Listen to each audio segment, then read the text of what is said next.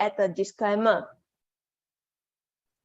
The content of this webinar mainly provide an idea to our new or existing investor on how to construct an investment portfolio, and it does not contain any advice or information on the subject matter. The example provided in this webinar are meant for illustrative purpose only.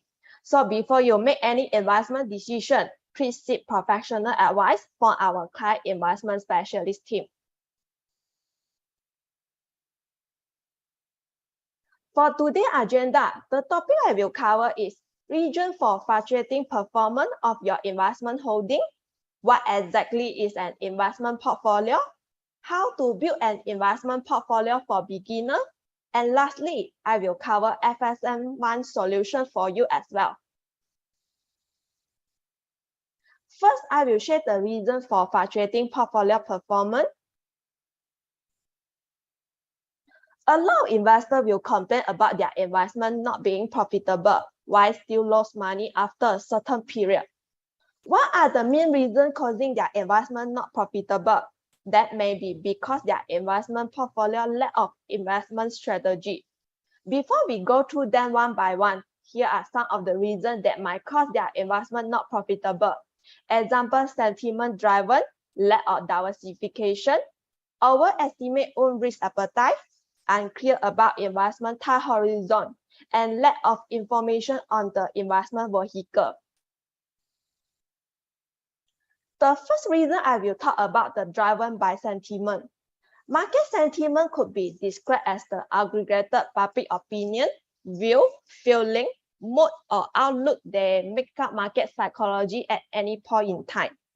Because market sentiment cannot be exactly defined or measured, there is no specific correct or incorrect way to conduct sentiment analysis. Some investors, their investment decisions are influenced by the peer, influenced by short-term positive performance. I believe some of you may hear people tell you this fund is good, it gives fabulous results, and are convinced by its appearance, and you will follow and buy the fund. Most of the time, you are buying the fund at its peak because your friend has earned around 20 to 30% when he asks you to join. Or the other way around, people will tell you not to buy the fund and end up the fund make money. Most of the time, decisions are made based on fear and panic, especially during bear market. Investors will often sell off their investment at price well below their value because they need to stop feeling the pain of losing money. The second reason is the lack of diversification.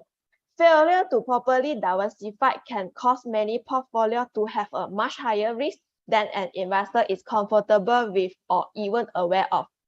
Some investor portfolio is not profitable because they just focus on a single asset class, single investment tool. For example, they invest only in the preferred sector or product like stock, FD, or others. Normally because they have more experience in the particular sector and enjoy a good experience in the particular sector.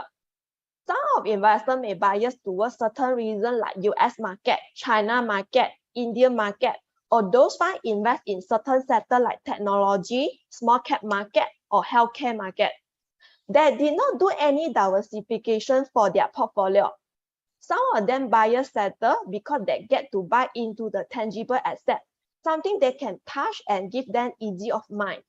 So what is proper diversification and how does it reduce risk? For an investor to truly have a diverse investment collection, they need to invest in several different asset classes and sectors that will react differently to the market event.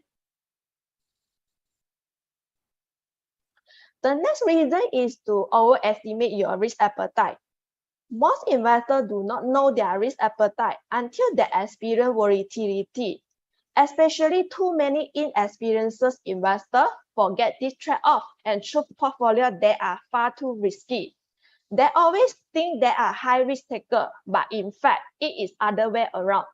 The good way to know your risk appetite is during market downturn.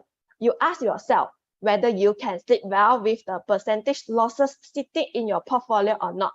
If the answer is yes, then the portfolio is within your risk appetite. If the answer is no, then I will suggest you reassess your risk appetite. When it comes to investment, investors lack a systematic way to determine their risk tolerance. They might forget or did not consider few factors such as emergency fund, investment purpose, past experience, dependent, and etc. Actually, most of us are the same. If we invest in something that is out of our risk appetite, we can't feel comfortable, especially during an economy downturn. When those short-term losses eventually happen, investors sell in panic and may never fully recover from their investment. So as a reminder, before starting any investment, please always update your risk profile so you can more understand your risk appetite. The fourth reason is unclear about the investment horizon. Most investors are unclear on how long to invest.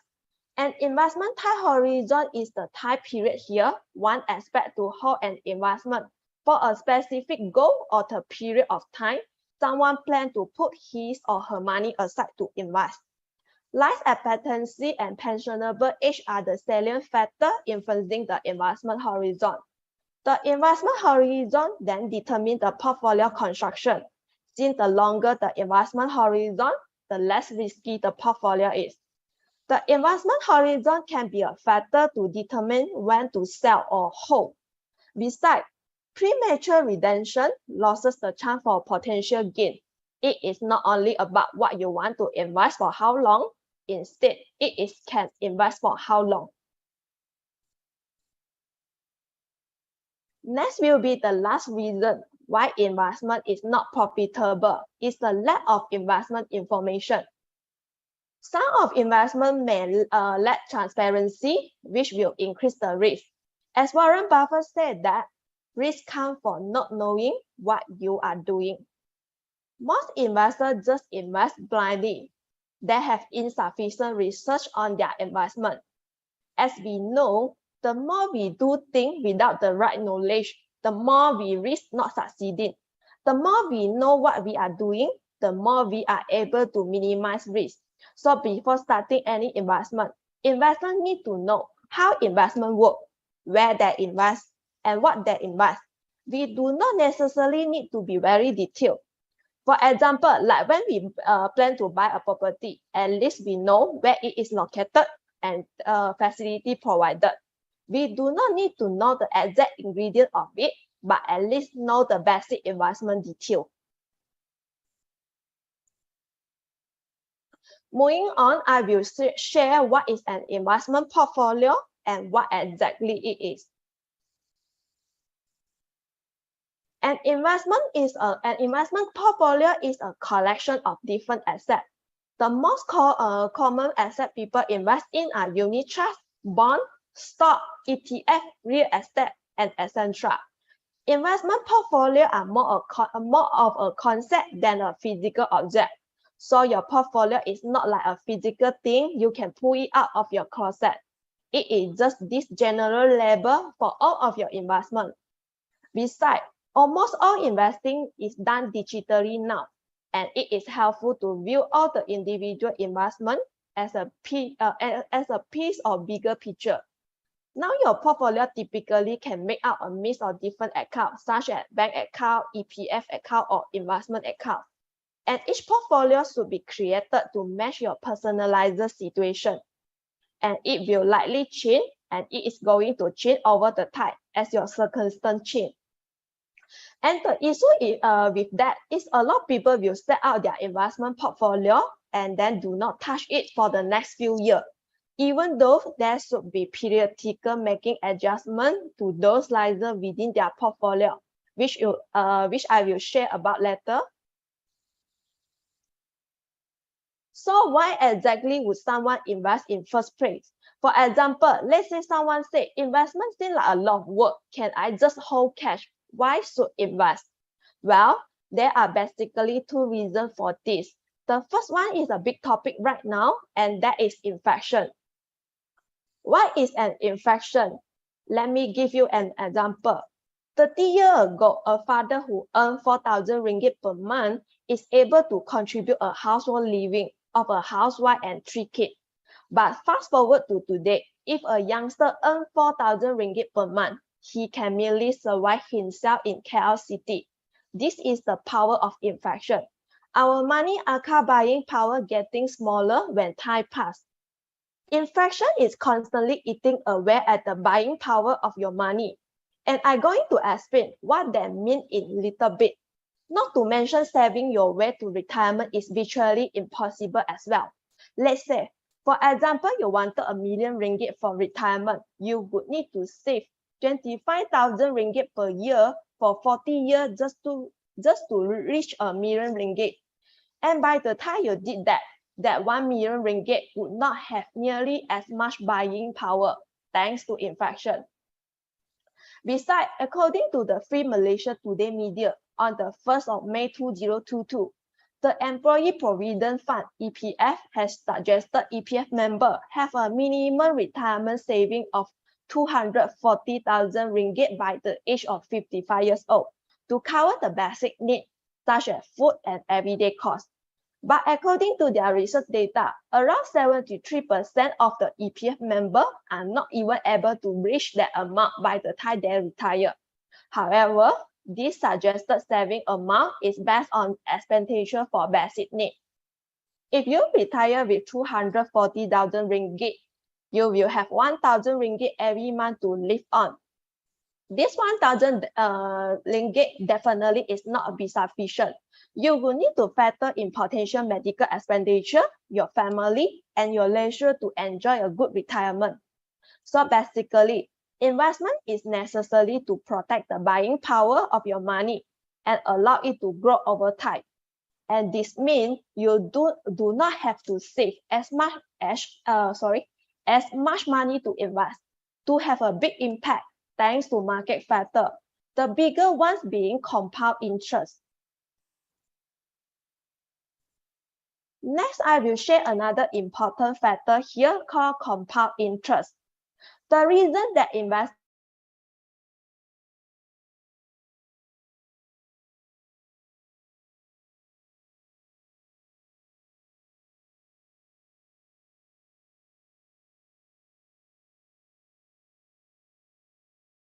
when you think about interest, you may think about it in two ways. The first, how it may contribute to your debt. And the second, how it is possibly one of the best things that have happened to your saving or investment. Interest can be make or break your finance. If you understand how compound interest works, it works for you and it builds your wealth. If you do not understand how compound interest works, it basically ends up in a lot of debt and you experience compounding debt and it basically hurt your financially for years to follow.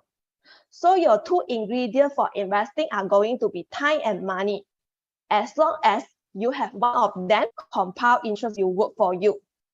And the number one thing you have control over is the amount of time you allow your investment to grow. But you should also be trying to maximize the amount of money that you can invest, especially at early age, because that means there is much more time for that money to grow and for that interest to compound. The next will be example of compounding interest. Let's say today you decide to invest 1,000 ringgit into an investment tool that gives you an average return of 6% per annum. A simple way to illustrate the magic of compounding interest is by end of the year, you will have 60 ringgit more in your account. And the second year, you will earn interest not only on the initial 1,000 ringgit, but also on the 60 ringgit you have earned in the previous year. To truly benefit from compounding interest, it is important to start investing early. The earlier you start investing, the greater the accumulated return on your original investment. It is not only about how much money you put in, but also how much time you have to let your money work for you. This effect built on itself over the time like snowball. For example, in 2019 is just 1,000 ringgit. By the year 2029 is 1,791 ringgit. In the year 2039 is 3,207 ringgit. And by the year 2049, that would be 5,743 ringgit, based on earning interest on your interest. Next, I will cover how to build an investment portfolio for beginners.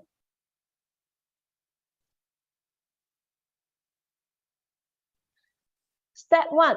For investors who are brand new and just getting started, you may register an investment account with our FSMOne before starting any investment. First, you may log into our website www.fsmone.com.my and click on Open an account. Next, you may register a personal account and opt in for CDS account for stock and ETF trading if you feel interested, and click Proceed. After that, you may fill out the requirement information and you are required to upload the supporting document. Before that, please ensure that you have the following soft copy of the document ready before you proceed, which are NRIC if you are Malaysian and a passport copy if you are foreigner. And provide one of the supporting documents where we can find your name and mailing address as per the application. We accept driving license, bank statement, utility bill, or EPS statement.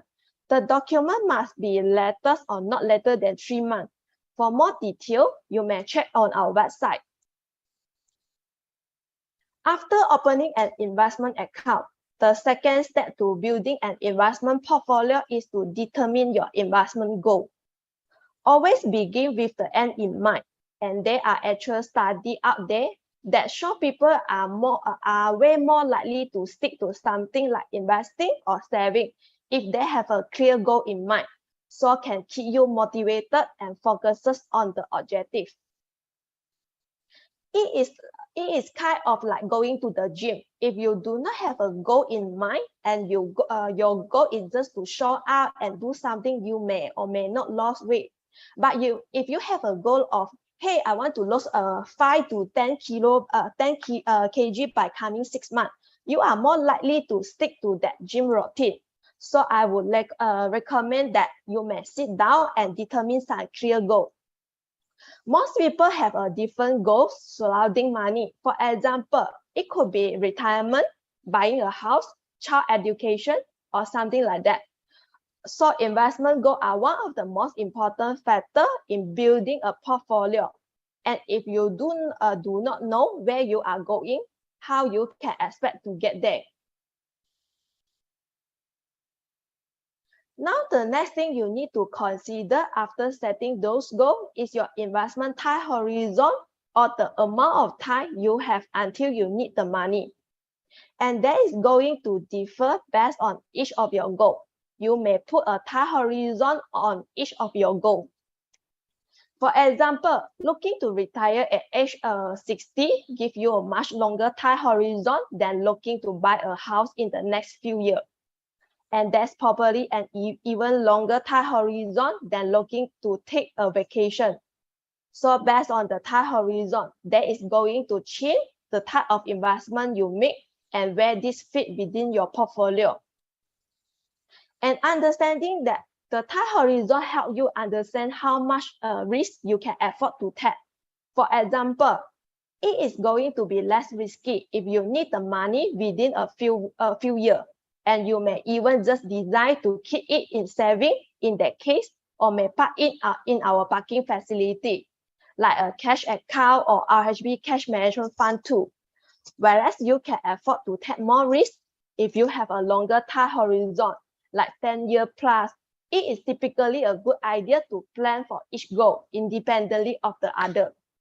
And if you do not line up your time horizon and your investment, you will likely make choices that are not great fit for you.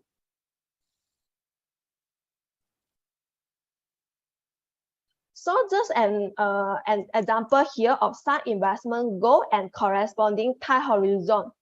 Retirement definitely is to be the furthest one out there for most people. Buying a home usually is a 3 to 5 year process, or saving and potentially investing. Educational planning can be 10 years, 15 or 20 years. Some parents start off when their children are around 5 years old. And the vacation is usually is a very short-term horizon of under 1 year. So typically does not make sense to invest vacation.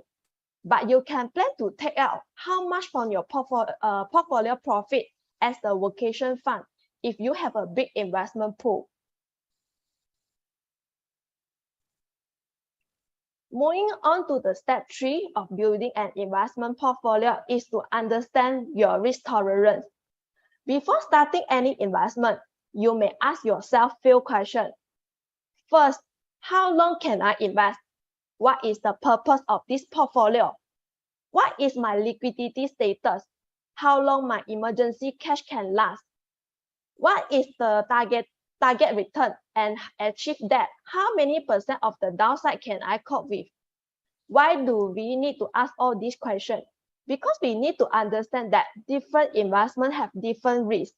The amount of risk depends on time horizon and our risk appetite as well. So for example, some of the lower risk investment out there like saving, fixed deposit, and government bond. Whereas some example of higher risk investment would be stock, risk, unit trust, and etc. So if you are taking on more risk, you should expect a higher return, but also a more potential downside. And to understand more about your risk tolerance, we strongly encourage investors to update their risk profile question A before starting any investment. Next will be to update your risk profile. For investors who already have an investment account with our FSMOne, before you kickstart any investment, you may log into your FSMOne investment account with your ID and password. After you log in, you may click on Account Update and update my risk profile. There will be 13 questions in our risk profile question A. Once you have already answered all the question A provided, then may click on Update Now at the right corner of the page. Step 4 is another next important thing to share is about here is called asset allocation, or we call it diversification. With your investment goal and risk tolerance, you can start to build out your asset allocation, or what is actually going to go within your investment portfolio.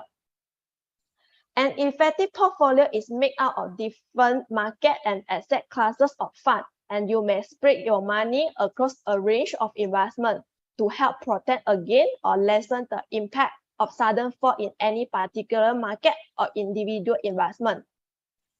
And our focus today will be on unit trust investment portfolio building. In FSMOne, we always encourage investors to adopt a portfolio investment strategy. An effective portfolio is made out of different market and asset classes because due to the difference in economic characteristics of each market, the risk and performance may be different as well. It is very hard to time the market. The alternative way is to diversify. Besides, there is no single sector or market will perform forever. So if you have a portfolio that diversified enough, it can help you manage the risk of it. We normally will classify unit trust fund based on geographical reasons like China, US, or sector diversification like technology, healthcare, commodity, and others. Later on, I will explain more about this. After you have done updating your risk profile, you may understand your risk tolerance. And now you can construct an investment portfolio according to your risk appetite. For example, if you are an aggressive investor, your investment suggested allocation can be 90% invested in equity fund, whereas another 10% invest in fixed income fund. If you are a balanced investor, your suggested allocation will be 50% in equity and another 50% in fixed income fund. And if you are conservative investor, then make 90% in fixed income fund and the rest of the balance of 10% invest in equity fund. However, Some investors may favor that particular sector or region, so may plus minus around 10% for overweighting or underweighting on asset classes, or they may replace some balanced fund depending on their risk appetite. In FSMOne, we always encourage our investors to include fixed income fund in their portfolio, regardless of risk appetite. It is always good to hold some fixed income fund in the portfolio as a stabilizer. You can adjust the portfolio to suit your requirement and build the targeted allocation from time to time. A fixed income fund also can act as your standby fund, and you can switch it to an equity fund in the future if you do not have enough fund to top up when the market crashes. Now we're moving on to the geographical allocation.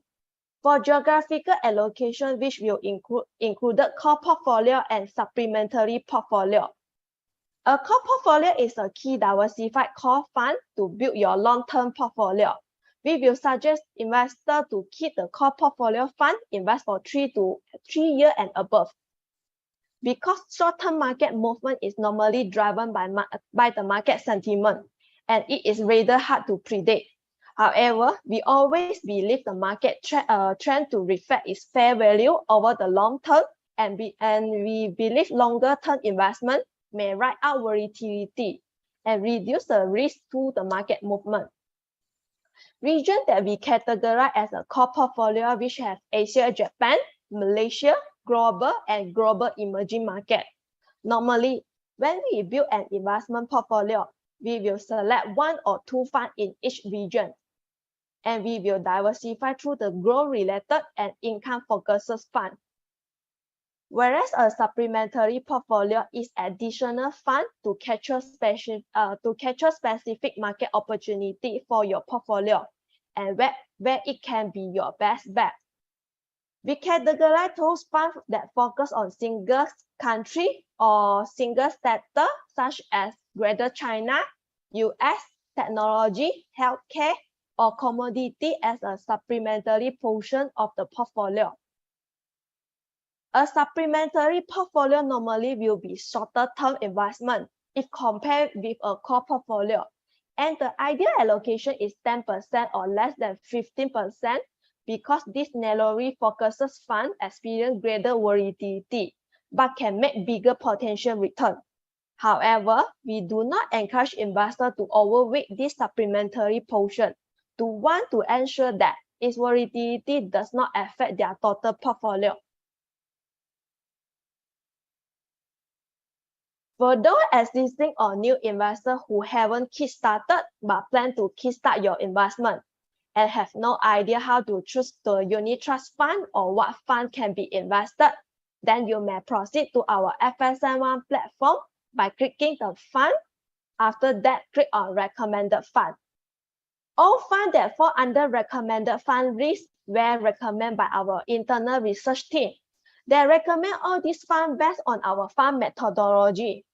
If you would like to know more about our recommended fund methodology, you may visit to our website.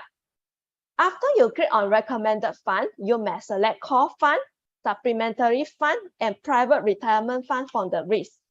If you are not sure which funds are good to invest, you may also seek our client investment specialist to recommend a portfolio that is suitable to your risk appetite.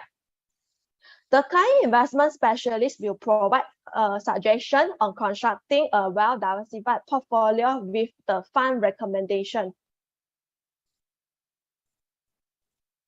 Step 5 will be monitored with rebalancing. Rebalancing is very important because over time, your portfolio will drift from the allocation you initially set out for it.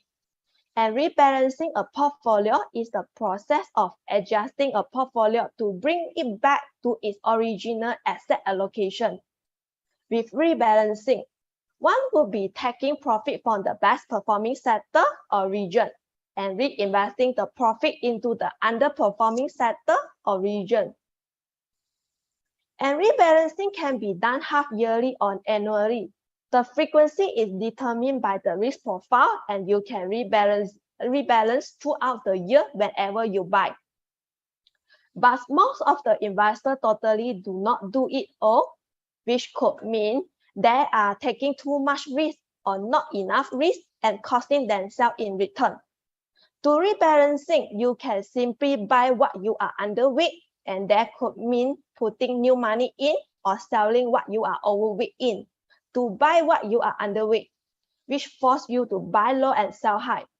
But also around the time of rebalancing, maybe your allocation percentage will change as well. So always consider your allocation before rebalancing, and those may need to change as well based on how close you are to those individual goals and your overall time horizon. So for example here of rebalancing by asset class, let's say I have a portfolio with 50% of equity and 50% of fixed income fund. But after 6 months, the equity performed well, and now they make up 65% of my portfolio, and fixed income fund are only 35% of the total portfolio. So what I could do is buy more fixed income fund with cash, or make profit taking for my equity, or just do a mixture for both to return of my portfolio to 50% of equity and 50% of fixed income fund. And this is to ensure my portfolio still match to my risk appetite as a balanced investor. So what we can see, even though we started at the targeted allocation, this portfolio will become more moderately aggressive, and it had to be due back to maintain at the same risk level. We not only rebalancing by asset class, but we also rebalancing by geographical allocation. For example, during year 1, my portfolio allocation has 25% of global fixed income fund, 25% of Malaysia fixed income fund, 20% of Malaysia equity, 15% of global equity, and 50% of Asia ex-Japan equity fund. Referring to the right-hand side pie chart, after 1 year of the investment, my portfolio allocation will due from the allocation from the initial setup. What I could do is almost similar to the previous slide, taking profit from the best performing sector or region and reinvesting the profit into the underperforming sector or region and adjusting accordingly. On our FSM website, we have one investment tool called a portfolio stimulator. Investor can try to use this portfolio stimulator to do some illustration. For example, based on my screen, I use 5,000 as my initial investment amount. The back test period is 5 years. The rebalancing frequency I set semi-annually and including wholesale fund. And for portfolio 1, I had set 50% in fixed income fund and another 50% will be my equity fund.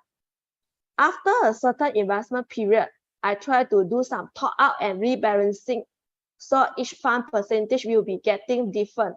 So my portfolio 2 will become more moderately aggressive. And come from the portfolio 3, I realized my portfolio was slightly risky compared with my risk profile. So I rebalanced again, and the portfolio drew back to the original allocation was set up. Here is the allocation pie chart for 3 portfolios in the previous slide. Portfolio 1 is 50% in equity fund and 50% in fixed income fund. Portfolio 2 is 65% in equity fund and the rest of 35% in fixed income fund. Portfolio 3 allocation due back to the allocation of the initial setup. In this slide, we may see the effect of rebalancing. The graph showing on this screen is the previous 3 portfolios. You may have a look at the performance of the past 5 years.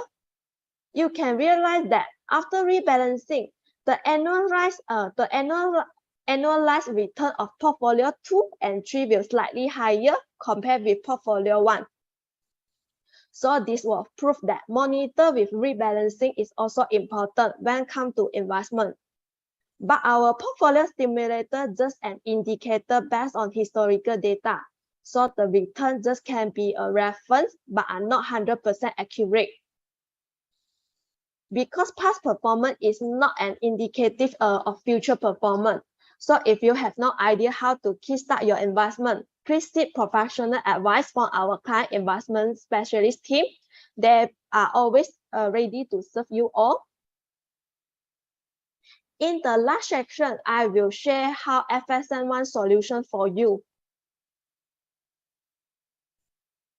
Last but not least, after this webinar, if you still have no idea or are not sure how to construct an investment portfolio that is suitable for yourself, please don't worry, FSMOne solution for you. You can see our friendly CIS team help for portfolio construction and portfolio review. They will be always ready to give you a professional advice and assist in portfolio construction based on your risk profile. Other than that, if you prefer a hassle-free of managing your investment, then you may opt for our managed portfolio. Managed portfolio is an all-in-one investment service, as this service is handled by our professional experienced portfolio manager on behalf of the investor, instead of self-monitoring by investor. The portfolio manager will build, monitor, and design the portfolio allocation, which fund to include in the portfolio, and switch the fund should there be the need to do so to optimize the performance. In our FSMOne platform, we have a conventional managed portfolio and Islamic managed portfolio, and it is segregated into 5 portfolios according to the risk category, namely conservative to aggressive. So you may invest according to your risk appetite and preference. If you like to know more our managed portfolio, you may visit our website, or else you may look for our CIS that will always assist you. Before we proceed to the Q&A section, let us summarize the key takeaway today. Understand the possible reason for disappointing investment, so can try to minimize or avoid the risk taking. Time and money are the 2 ingredients for compound interest. If your goal seems out of reach, you need to add more, one or both of these to the equation. Most people will try to reach their goal by taking on an excessive amount of risk, but this can result in panic selling and setting yourself back even further. It is important to diversify investment in your portfolio. Step and key feature in developing an investment portfolio. Step 1, open an investment account. Step 2 is to determine your investment goal. Step 3 is to update your risk profile. Step 4 is to diversification, and the last step is a monitoring and rebalancing. Ladies and gentlemen, before we move on to the Q&A section, let us welcome to Mr. Sean, our client investment specialist manager. He will be with us throughout the Q&A section. If you all have any questions, kindly type in the Q&A box.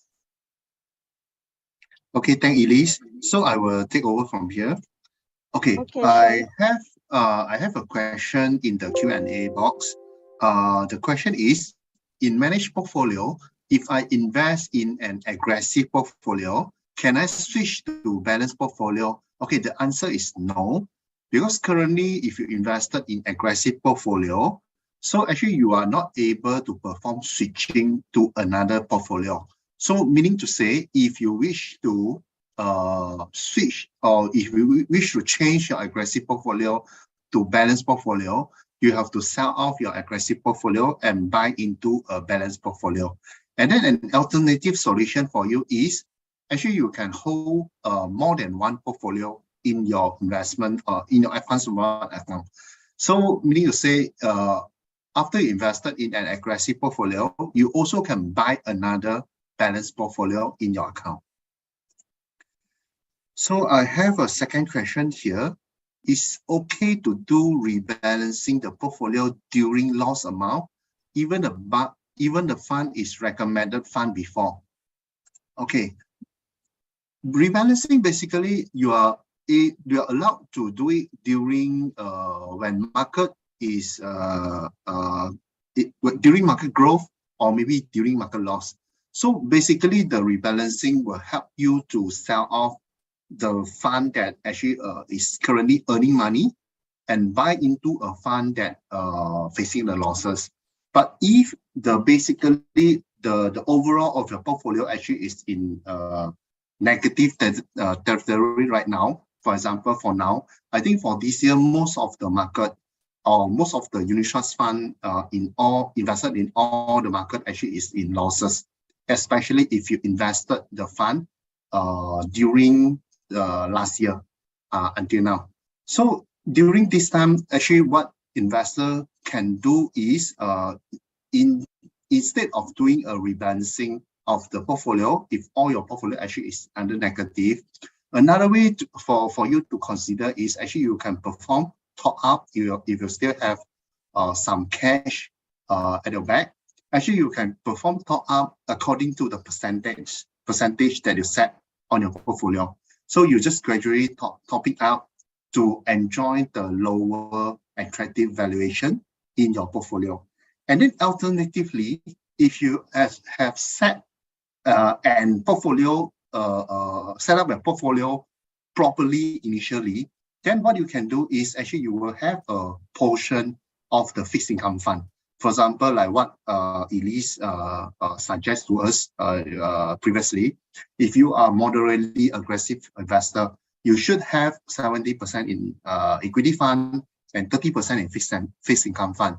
So this is where the fixed income fund, the 30% of fixed income fund, were able to play a role to help you to top up. Means you can convert your fixed income fund and top up into the equity fund during this time. Because during this time, we know that all the market actually the valuation is very cheap and very attractive. So you are able to utilize the fixed income fund to help you to buy when the market drop. So I have another question from Kok-Ming. So what is the backtesting in Portfolio Simulator and how do we use it? Okay, the Portfolio Simulator actually will able to help us to backtest the performance of the fund. For example, the example that Elise showed in the slide just now is the 5-year backtest. So the 5-year backtesting means the annualized return of that particular fund. So the cumulative of all the fund performance for the period of 5 years means if you perform the back testing today, so if you selected 5 years, it will be the 5-year back date from today. So meaning to say you will get the fund performance back date 5 years, and we are able to help you to simulate all the fund into a portfolio and get the back testing performance of the particular portfolio that you key into our Portfolio Simulator. So meaning to say before you construct a portfolio or before you buy a portfolio, you are able to simulate the performance in the past 3 years or in the past 5 years or even in the past 10 years, so that you are able to know that actually this portfolio is able to at least you are able to know that in the past 10 years actually is delivered that kind of return. So this is how the Portfolio Simulator is able to help us to understand how our portfolio deliver in the past. So I have another question over here. What happens in investment, especially equity fund, when Federal increase more interest rate? Okay, maybe for this one, right? Actually, we have to understand what is the impact when Federal means the Federal in US. When they increase interest rate, what will happen to the market? So when Federal increase the interest rate, it will mean two things. First thing will be your FD rate will increase because when they raise the interest rate, it will affect your FD rate. So your FD rate will increase. And then the other aspect will be when you increase the interest rate, your loan interest rate will be increased as well. So these two things, it will affect the money flow in the market. So when FD rate increase, a lot of people actually, they will start to switch their investment, maybe from the more riskier investment they will prefer to switch to FD, especially when FD rate keep increasing. So because FD actually is a risk-free investment, so people tend to lean more to the risk-free kind of investment when the FD rate is high. So when FD rate increase, people will they will sell off some of their investment or take profit of some of their investment, and they will switch to FD. And then at the same time, when the housing loan interest increase, means our loan interest increase, not only housing loan, be it the corporate loan, it will affect the corporate as well. So when the interest rate increase in the corporate world or in the housing loan in interest rate across, so all the households owner actually they have to pay more interest, they have to pay more installment to serve their loan. So these two things actually it will help to it will affect the money flow in the market. So when it affected the money flow in the market, the money flow in the market, it will be reduced. Means for household owner like us, we will start to save money. Means we won't spend like what we used to spend in the past 1 or 2 years time.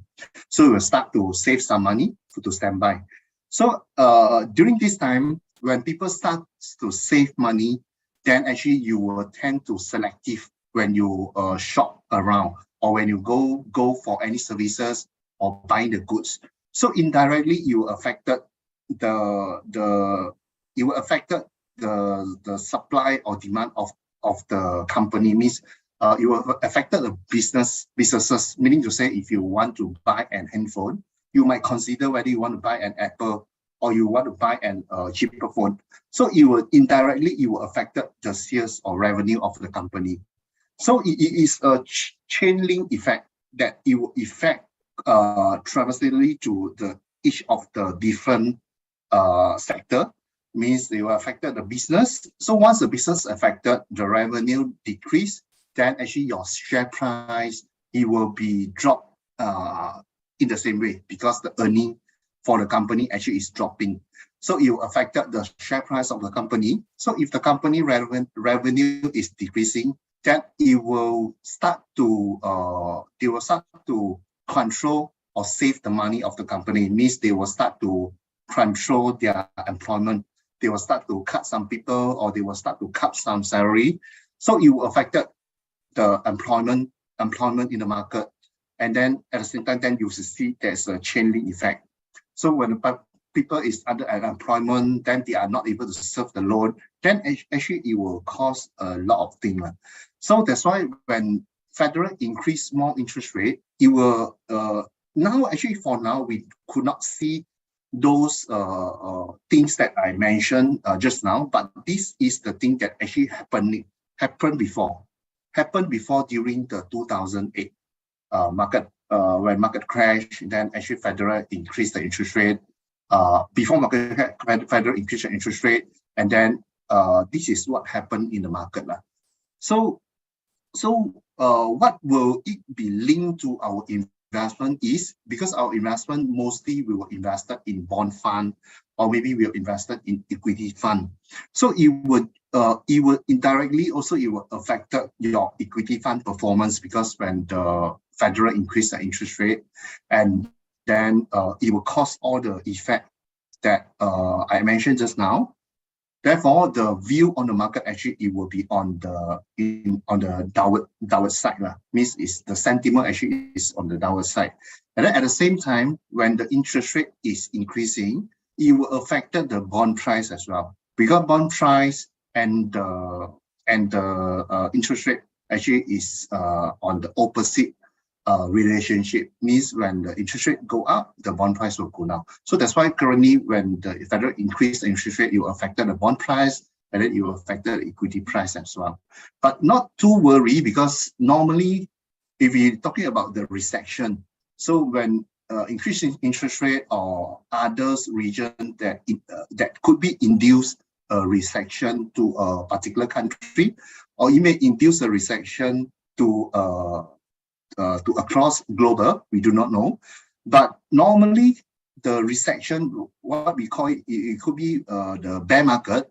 Normally the bear market is very short life. This is very short term. So you could see that actually in 2008, our past financial crisis, a very big financial crisis, actually is the bear market actually is happened around 1 year plus time, from 2008 and 2009. And then after that, then actually the bull markets, that's where we go into a bull market after the bear market end. And then the bull market actually lasts for 10 years. Means it lasts for a long 10 years until we face the COVID recession. So this is what I try to deliver to all the investors, which is during the recession time, or maybe during the bad time right now, actually is the best time or the best opportunity time for us to buy. Actually, it's like a 10 years once kind of opportunity, because you're able to buy all the investment in a very cheap valuation. Maybe the valuation for a certain market actually is a 10-year back kind of valuation. If you happen to check their index, or if you happen to check the index compared with 10 years back index, actually the price is pretty low right now. So okay, let me go for another question. So okay, I have a question here. Sometimes I see some gain in portfolio which consists only equity.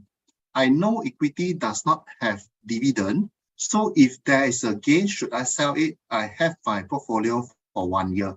Okay, congrats to you, because your portfolio right now still have some gain. I believe most of the investor portfolio actually is in negative right now. So okay, if your portfolio only consists of equity, I'm not too sure whether it's equity fund or it's just merely stock or just merely equity. So I think some of the stock also do pay out dividend, or some of the unit trust fund, also equity fund also do pay out dividends. But if there is a gain, should I sell it? I have my portfolio for 1 year.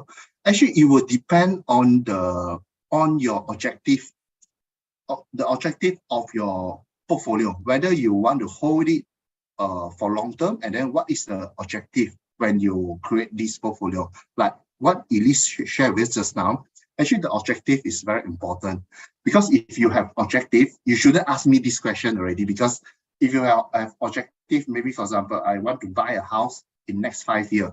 So you wouldn't ask me this question whether you want to sell again right now or not, because your objective actually means for 5 years, and then whether now you have already achieved a target or not, whether you have already get maybe the down payment saving of the property that you want to buy or not, that particular amount.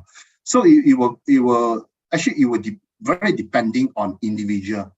So basically, when we invested in an investment, we have under FSMOne approach. We have a very systematic way to help you to sell and buy. Means if you use the correct strategy, you are able to buy low and sell high in a very systematic way. So what is the strategy? Actually, it's the strategy that previously the Elise shared with us. The name of the strategy, we call it rebalancing. Means once you set the percentage of each of the fund in your portfolio, you already have a very systematic kind of portfolio strategy. So you set it, be it Malaysia 20%, US 20%, China 20%, you name it, all the portfolio, all the fund percentage in your portfolio. So after a certain period, when you perform rebalancing, basically you are buying low, because actually basically the concept of rebalancing is you sell off the higher percentage kind of fund and you buy into lower percentage fund. So when you're doing this, right, actually it's very systematically, you are doing sell high, means sell the fund, how the fund getting more exposure or more percentage in a portfolio. Definitely the fund is making good return. And then when you sell off those fund percentage and readjust back to original percentage, then you use the money that in gain, in profit, to buy into a lagging fund. So at the same time, actually you are selling high and buying low. You are buying into the lagging market. which the lagging market actually is in the very cheap valuation right now. So you are buying low, and then when market rebound, maybe in the next 1 or 2 years time, then actually it will help you to, that particular exposure will help you to make a gain for that particular sector. So this is normally how we advise investors to have a very systematic strategy, so that we do not need to have those kind of questions that when do we need to sell or when do we need to buy. Actually, we could do it very systematically. Okay, hopefully I answer your question. So I have another question over here. For unit trust, is it advisable to take the profit or continue to buy the unit trust using RSP for bigger earning in future? Okay, for this question, right, for unit trust investment, is it advisable to take profit or continue to buy the UT? For unit trust investment, right, actually, I think investors do not need to worry about realize the profit, because for unit trust investment actually is a pool of investment. Means there's one fund manager will help you to handle a pool of, maybe for example equity fund, they will help to handle a pool of stock investment.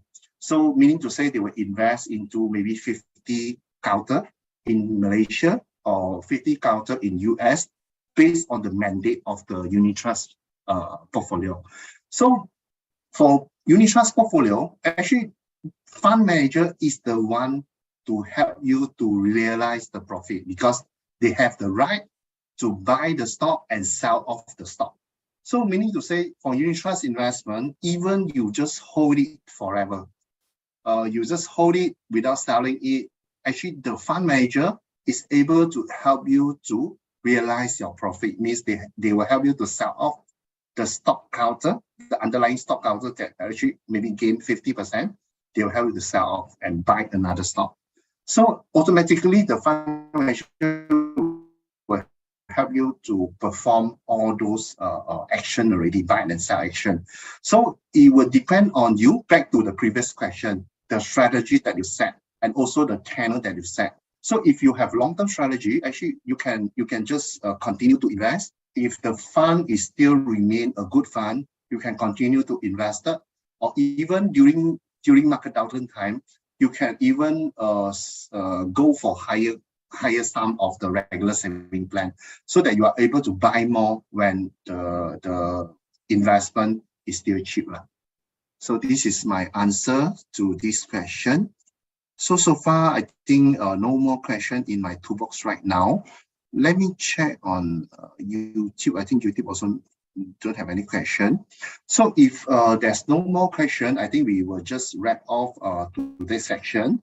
So thank you, Elise, to introduce and recommend us how to perform the strategy during this time, and then what is the strategy to take, and then how to use portfolio approach to handle our investment.